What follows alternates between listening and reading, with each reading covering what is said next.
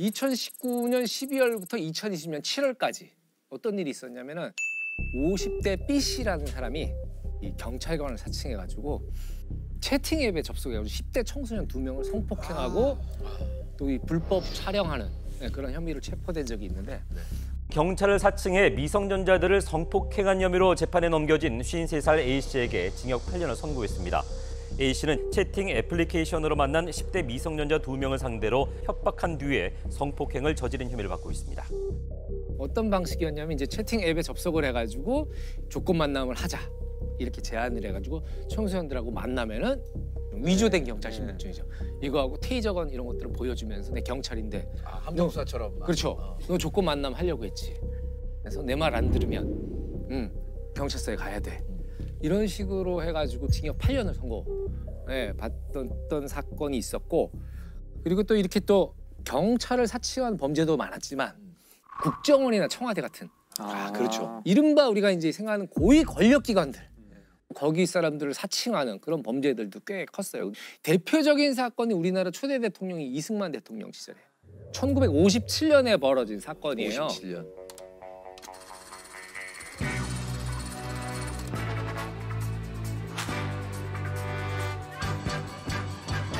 이승만 대통령이 자녀가 없었어요. 그러다 보니까 그 핏줄, 내 자식이 있었으면 좋겠다 이런 생각들이 있었는지 당시에 비서였기도 했고 당시 국회의원이었고 나중에 이제 부통령이 되는 이기붕 일가 이기붕 씨의 아들 이강석, 이강석을 양자로 드리게 됩니다.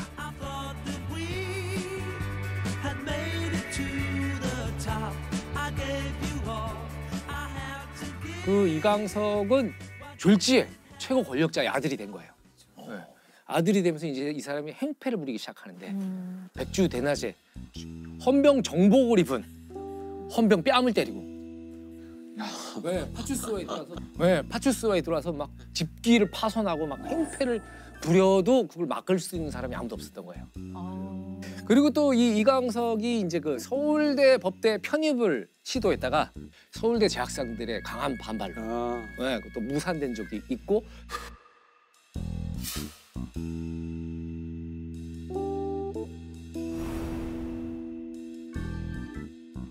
결국에는 육사에 들어가게 됐었다 그래요. 그때 당시에는 워낙 그 초법적인 권력을 등에 업었는데 생부인 이기붕이 또 어떤 그렇죠. 상징이었잖아요. 그렇죠. 이 이강석의 횡포가 날이 갈수록 심해질 무렵에 경상북도 일대에 이강석이 등장을 합니다. 요 57년도 요 해가 태풍으로 이 수해를 많이 우리나라가 입었던 그 해래요. 근데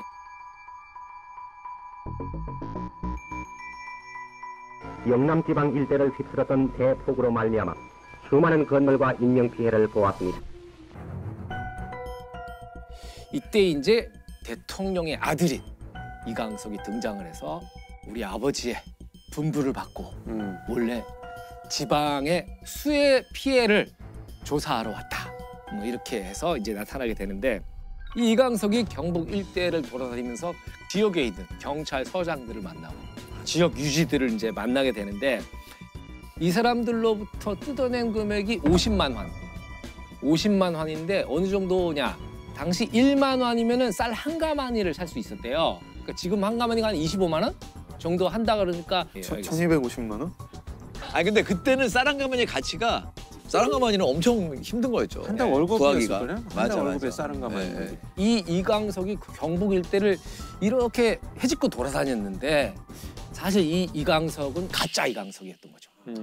가짜 이강석. 사칭한 거네요. 그렇죠. 이 사람 누구냐? 당시 22세였던 강성병. 근데 이 사람이 원래는 이제 집안이 부유하게 살다가 이제 또 대학 입시 서울대 법대를 시험을 봤다가 또 떨어져요. 그리고 또 다른 대학을 봤다 떨어지고 가뜩이나 심란해 있던 차에 아버지 사업이 망해가지고 집안의 가세가 완전히 기울어 버려요. 그러면서 그때부터 이제 세상을 비관했다 그럽니다. 그러던 차에 어느 날 자기 주변 사람들이 야, 너 너 그거 봤어? 그 신문 좀 봐봐. 그 대통령의 양자가 된 이강석 사진이 신문에 이제 딱 뜬 거예요. 자기랑 너무 닮은 거야. 아, 얘도 닮은 걸 이용했구나. 오, 자기가 봐도 닮은 거예요. 자, 그때 당시에 사진을 자, 이 사람이 실제 이강석. 이강석. 좀 이 닮았네요. 사람이 이제 강성병 씨. 비슷하네요. 얼굴이 비슷하죠. 여기 눈매가 비슷하네. 예, 얼굴이 비슷하죠. 그래서 이제 이 가짜 이강석이 경주 시내의 다방에 갔다가 우연히 경주 경찰서장을 보게 돼요. 그때 결심을 했더래요. 내가 한번 이강석으로 사칭해 볼까? 그리고 서장님이시죠. 그런데요. 저 대통령 양자인 이강석입니다. 난리 나지. 난리 나지. 이 가짜 이강석이 내가 아버지의 특별 분부를 받고 지역 시찰을 하고 있는 중이다. 이러니까 이 경주 서장이 아이고 어떻게 이렇게 귀하신 몸이 여기까지 막 난리가 난 거야. 그래서 이제 이 경주 서장님이 경주 최고급 호텔에 모시고 관용차를 운전기사까지 딸려가지고 서장님이 직접 다니면서 불국사 관광을 시켜드립니다. 요것이 다부탑, 요것이 석가탑, 요것이 천마총. 예, 막 보여드리고 거기 있는 각종 기념품들 다 선물을 하고 심지어 불국사 앞에서 서장하고 기념 촬영까지. 대담하다. 대담하죠, 네. 대담하죠. 좀 이해가 되는 게 지금처럼 이렇게 막 일일생활권이 아니잖아요. 그렇죠. 진짜 먼 곳이잖아요. 하긴 경부고속도로도 지어지기 전이고. 어떻게 확인하겠어요, 진짜. 그렇죠. 예, 그리고 전화해가지고 뭐 맞아요? 뭐 이러기도 아니, 그러면 서울에 확인해 본다는 것 자체도 되게 신뢰되는 일일까 봐. 이 경찰서장 입장에서는 정말 로또에 맞은 것처럼 기회라고 생각했을 것 같아. 기회지. 얘가 이제 드디어 승진의 기회가 서울 가는구나. 네. 그래서 이제 경찰서장이 그렇게 극진한 대접을 하고 관용차로 해가지고 운전기사 딸려서 보낼 테니까 편하게 가십시오. 그러니까 이제 이 가짜 이강석이 경무관으로 승진. 그러면서 얼마나 설레었겠어. 그럼 이 서장님이 야 드디어 내 라인 탔구나. 그래가지고 이제 그 관용차를 운전기사가 딸린 관용차를 타고 영천으로 진입을 합니다. 영천에서도 이제 간 곳이 경찰서죠. 경찰서장과 또 만납니다. 그리고 또 경찰서장의 극진한 대접을 받고 다음날 이제 안동을 갔는데 소문이 났을 거 아니에요. 경찰서장들끼리다. 소문이 났을 거 아니에요. 그러다 보니까 이제 다음날 이제 숙소에서 딱 깼는데 안동에 경찰서장이 그 안동 소재 기관장들을 모두 대동하고 문안 인사를 하러 이 숙박 시설에 찾아오고. 근데 이때 이제 근데 내가 이 수재민들한테 좀 쌀을 사줘야 되는데 미처 그 돈을 못 갖고 왔네. 그러면서 이제 여기서 또 돈을 뜯어내요. 이 경북의 유지들 이분들한테 이 3일 동안 뜯어낸 금액이 46만 5천 원. 큰 뜯어낸 돈이죠. 거죠. 그거 진짜 큰 돈이죠. 그리고 이제 뭐 다음 날 대구로 갑니다. 대구. 그리고 경북 도지사를 만납니다. 점점 이제 꼬리가 좀 길어지네요. 그죠? 관사에서 도지사를 만나죠. 도지사, 오셨습니까? 막 얘기를 하는데 이 도지사, 경북 도지사가 보니까 좀 이상한 거야. 비서도 없고 말이야. 아무리 내사라 그래도 좀 수상하잖아요. 수상인데 때마침 운명의 장난일까요? 이 경북 도지사의 아들과 이강석이 친분이 있었대요. 실제 이강석이. 그러니까 좀 이상하니까 아들한테 야 네가 와서 얼굴 좀 확인해봐라. 그러더니 이제 이 경북 도지사 아들이 아빠 아니야. 강석이 아니야. 3일 만에 체포가 됩니다. 이 사기 행각 3일 만에. 그리고 이제 그 대구에서 이제 재판이 열립니다.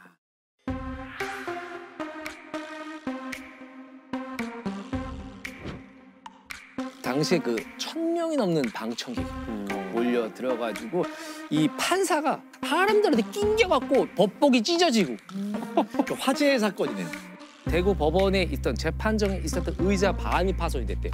사람들을 치워가지고 그 정도로 아무튼 떠들썩한 사건이었는데 재판에서 이제 범죄 동기에 대해서 물어봤을 거 아니에요. 그랬더니 이제 이 가짜 이강석이 뭐라고 얘기했냐면 신문을 통해서 이강석이 헌병 뺨을 때리고 집기를 파손하고 이래도 아무 일이 없다는 걸 보고서 무슨 일이든 내가 해도 되겠다 이렇게 생각을 했다 그래요. 그리고 대한민국 관리들의 부패함을 테스트할 수 있었다. 헐리우드 같았으면 60만 달러의 배우 연기료를 받을 수 있었던 연기였다. 뭐 이런 얘기까지 했다 그래요. 아니 가짜 이강석은 사람들이 재밌어했을 것 같아요. 진짜 이강석에 대해서도 못마땅한 마음이 있고 네. 뭐 그 서장이나 뭐 도지사에 대해서도 못마땅한 마음이 있었을 텐데 이때 당시에 이제 이 경주서장이 얘기했던 귀하신 몸이 여기까지 나중에 관용어구처럼 된 거죠. 귀하신 몸이라는. 예.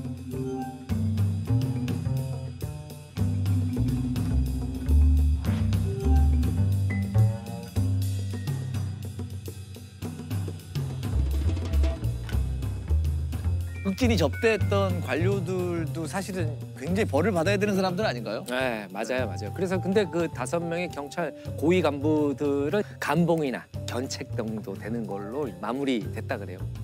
강성병 씨 징역 10개월을 선고받았어요. 네. 10개월. 근데 좀 아이러니컬한 거는 그 4.19 혁명으로 이승만 대통령이 하야했잖아요.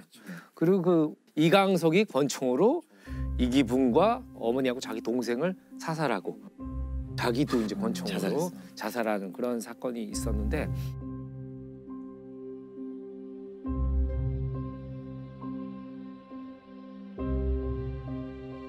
그로부터 얼마 후에 이 가짜 이강석도 극약을 마시고 세상을 떠났어요. 그래요? 네.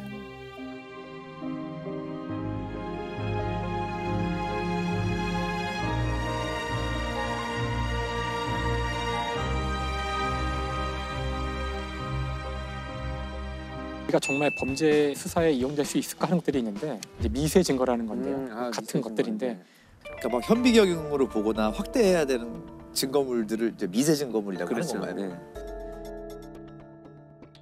페인트, 뭐 심지어 유리 이런 것들 다 범죄 수사에 쓰일 수가 있어요. 유리는 다 똑같아 보이지 않으세요? 그러니까 유리가 뭐 저 유리나 여기 이 유리나 뭐 얼마나 다를까? 만든 곳에 따라 좀 다 다를까요? 그러니까 유리에서는 이제 뭐가 문제가 되냐면은 유리는 이제 굴절 유리라는 게 있어요. 굴절 유리. 굴절 유리라는 것은 그 유리에 들어간 빛이 꺾이는데 네. 꺾이는 정도를 결정하는 게 굴절 유리거든요.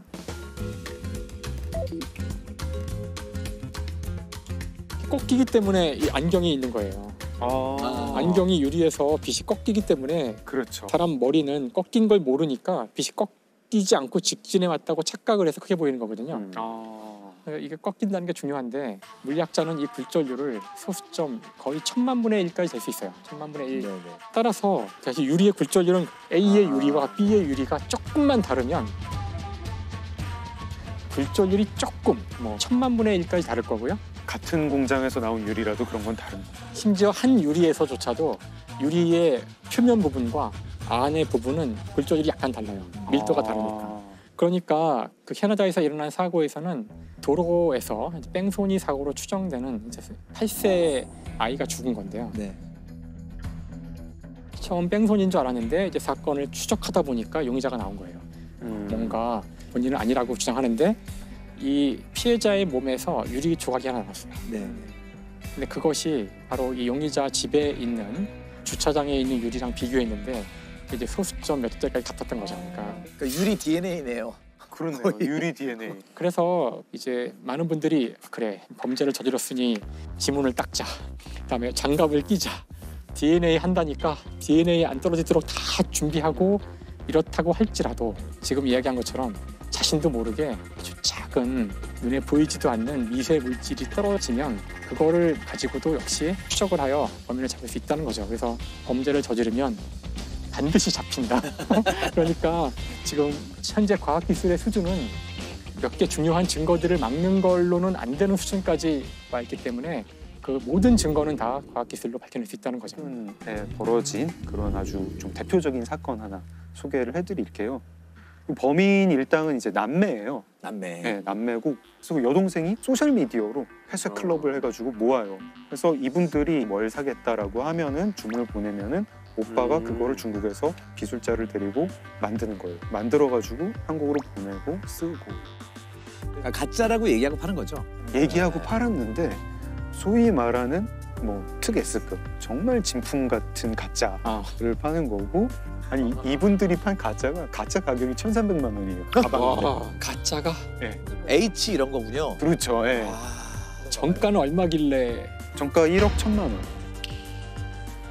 이 고객들은 일단 뭐 대학 교수, 의사 이런 분들입니다. 가격 때문에 뭐 그 사신 분도 계시지만 그 1억 1,000만 원짜리 가방 같은 건 주문을 해도 쉽게 못 산다면서요. 대기 기간도 굉장히 길고 그래서 이분이 모은 그 회원이 2,300명이에요. 2,300명이고 그 중에 700명은 구매를 했어요.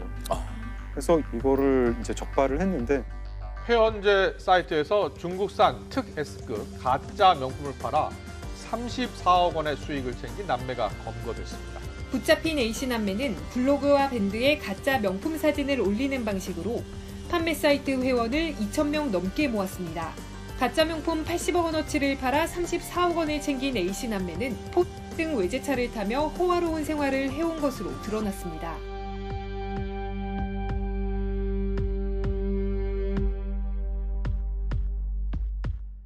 근데 이런 사건 같은 경우에는 진짜 지적재산권을 가진 그 회사가 고소를 해야지 범죄가 성립이 되는 건가요? 아니면 그냥 적발할 수 있는 건가요? 적발할 수 있는 겁니다. 네.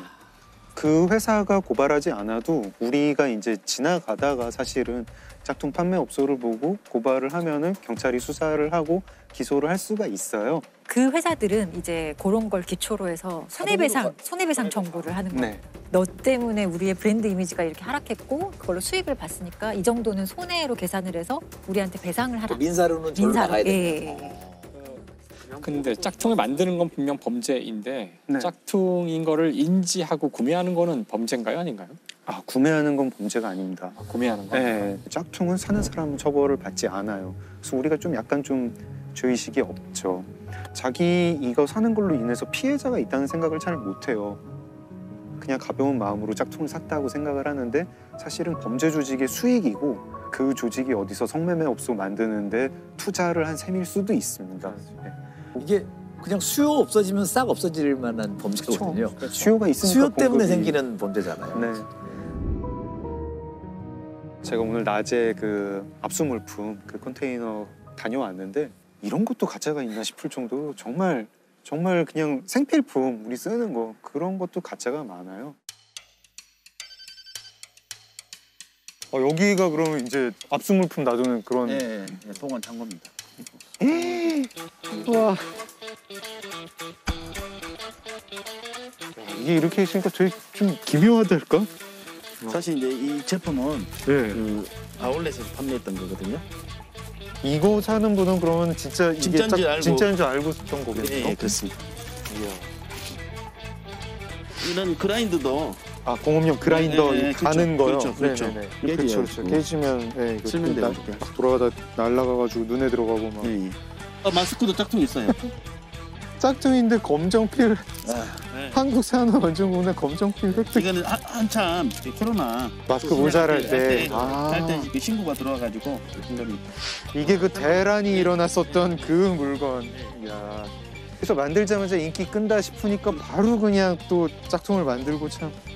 아니 근데 이렇게 뭐 말씀만 듣다가 물건을 보니까 진짜 짝퉁 규모가 어마어마하다.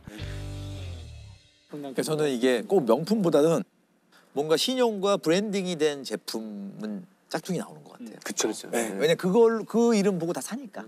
그런 걸 보여주는 사건이 있는데요. 2015년에 검거가 된 사건이고 천삼 위조 사건입니다. 천삼? 네. 인삼 같은 거예요? 이게 이제 홍삼의 등급인데 최고급 홍삼을 따로 이제 천삼이라고 브랜딩을 해서 팔아요. 파는데 제가 어제 인터넷 쇼핑몰 가가지고 천삼 얼마인가 보니까 요만한 거 600g짜리 한 통이 300만 원이에요. 와. 중국 관광객들이 굉장히 좋아하고 이게 이제 짝퉁 판매업자, 짝퉁 제조업자 입장에서 보면은 이거 짝퉁 만들면 정말 큰 돈을 벌겠다 싶잖아요. 그러면은 중국의 이 짝퉁 제조업자들이 어떻게 하느냐 이런 경우에 어떻게 할까요? 어차피 상 봐가지고 모를 것 같고요. 일반인들은 그러니까 웬만한 전문가 아니면은 그 인증서라든가 이런 그렇죠. 걸 도용해야 그렇죠. 뭐 아주 그거를 이 짝퉁 조직이 어떻게 하냐면은 한국의 인삼 회사에서 그 인증서랑 포장지를 만드는 회사가 있잖아요. 네. 그 회사 사장님을 포섭을 합니다.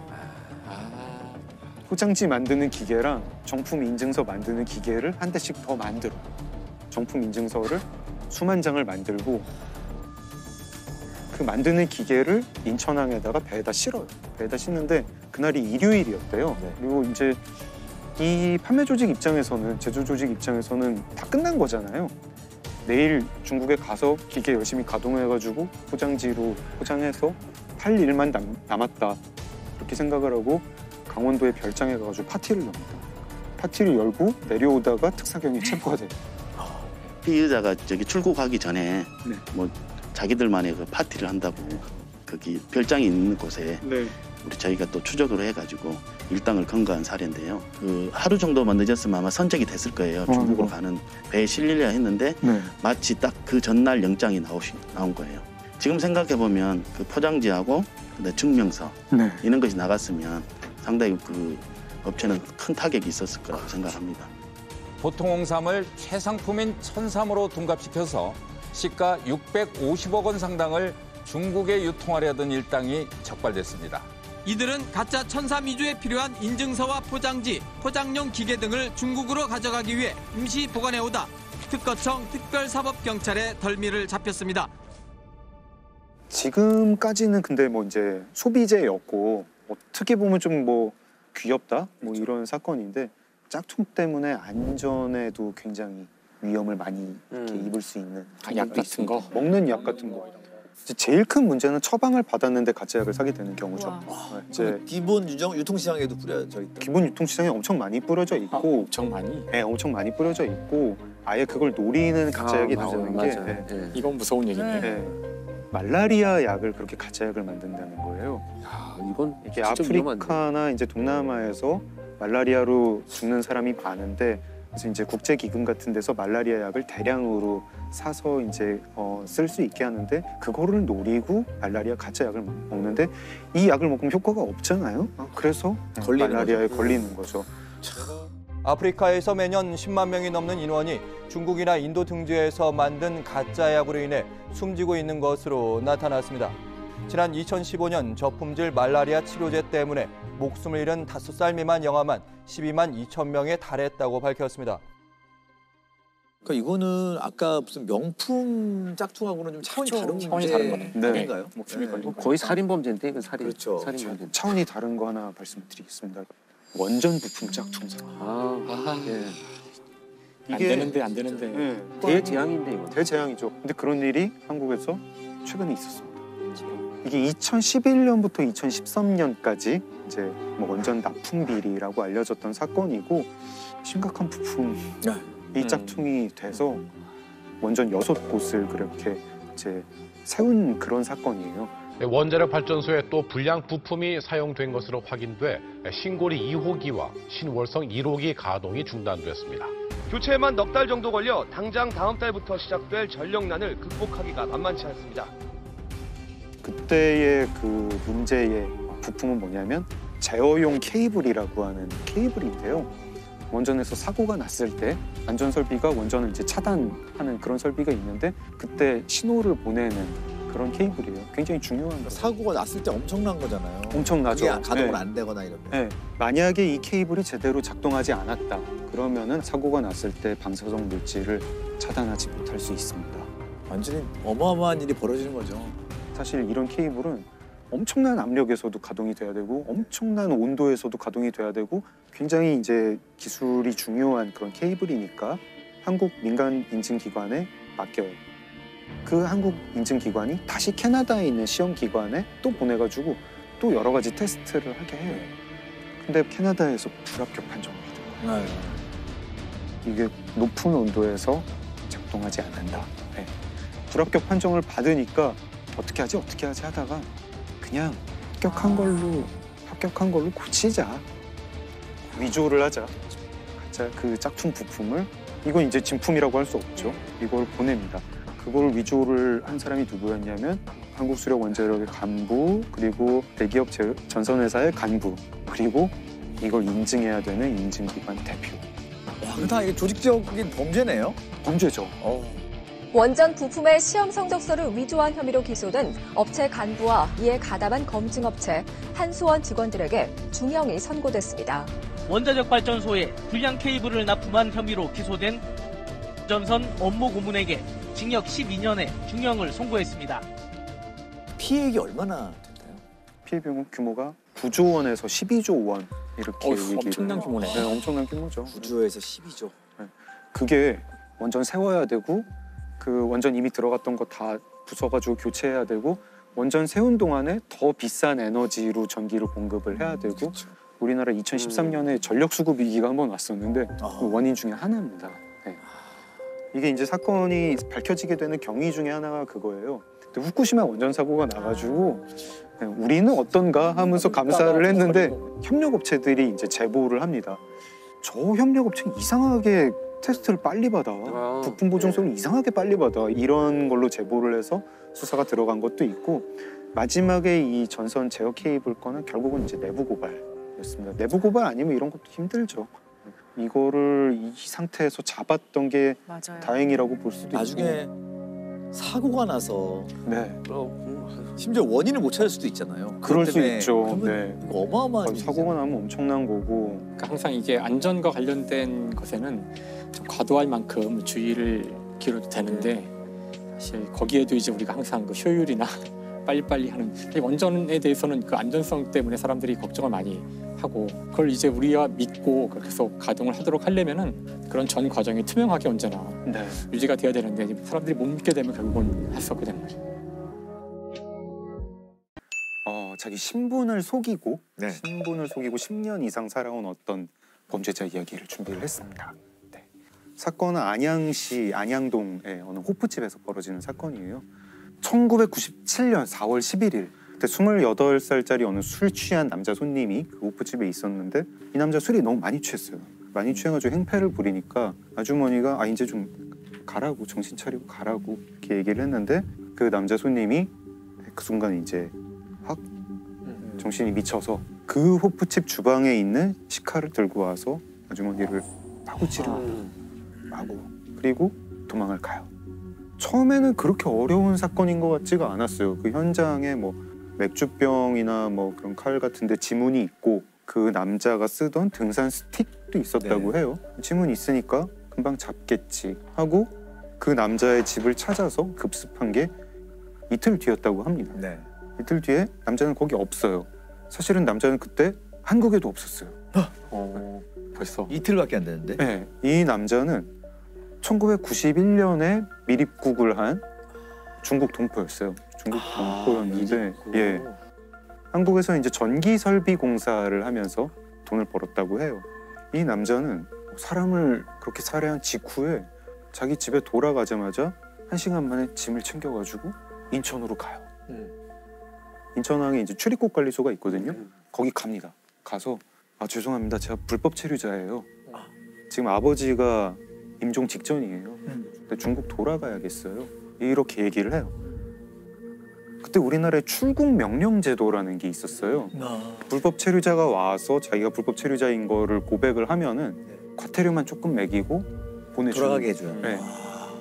어떻게 보면은 이 남자의 도피를 한국 정부가 도와주는 거예요. 그러네. 네. 야, 근데 허망하게 빠져나갔네요. 허망하게 빠져나갔죠. 중국에서 뭐 이것저것 또 뭐 사업을 하면서 있었다는데 잘 안 됐나 봐요. 네네. 그래서 다시 미립국을 합니다. 또 미립국? 또 미립국을 해요. 원래 이 사람이 강모 씨인데 이모 씨라는 신분으로 미립국을 해요. 그리고 계속 자기 기술을 가지고 사업도 하고 직원도 10명 가까이 두고 잘 됐다고 해요. 잘 됐다고. 잘 됐는데 2011년에 한국 법무부가 잠깐 동안 어떤 제도를 시행을 해요. 재외동포 고충 해결. 불법 체류자가 자진 신고를 하면 외국인 등록을 해준다. 그래서 이 사람은 외국인 등록을 해서 이제 불법 체류가 아닌 그냥 한국 거주 중국 동포. 신분 세탁을 한 거네요. 신분 세탁을 한 거죠. 야. 그리고 결혼도 하고 진짜 허술했네요, 우리나라가 진짜. 허술했죠. 네. 허술했고 이게 사실은 어떤 그 제도의 미비점이 몇 가지가 이제 이 사람이 악용을 한 건데 이게 이 사람이 이제 너무 안심을 했나 봐요. 어느 날 지인과 술을 마시다가 자랑을 한 거예요. 내가 옛날에 한국 사람을 죽인 적이 있다. 꼭 이런 일이 생기더라. 야, 내가 옛날에 사람 죽였다? 뭔 소리야. 허풍을 치고 있네. 그 순간에는 별 생각이 없었대요. 그런가 보다 했는데 이게 TV 프로그램에 나온 거예요. 1997년 안양 호프집 여주인 살해 사건.